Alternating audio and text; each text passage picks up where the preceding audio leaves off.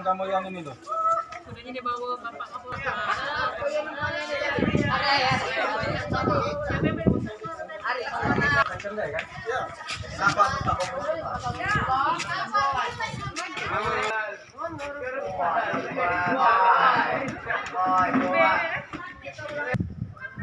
Pemirsa Seribu TV, hari ini kita menyaksikan vaksinasi massal di SMP 22 Kecamatan Sembilan Aji, Kabupaten Ogan Komering Ulu, Provinsi Sumatera Selatan.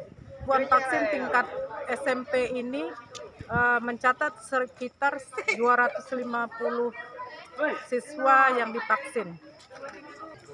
Vaksinasi massal ini merupakan diinisiasi oleh Polsek Semidang Aji.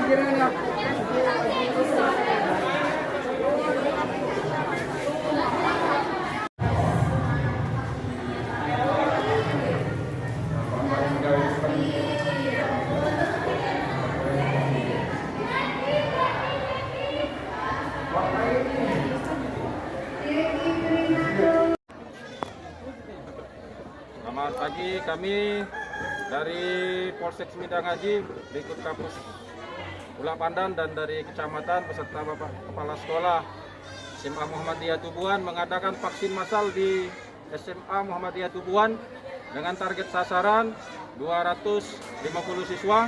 Pencapaian saat ini untuk wilayah Kecamatan Semidang Aji sudah mencapai 6.900 dosis. Demikian dapat kami laporkan.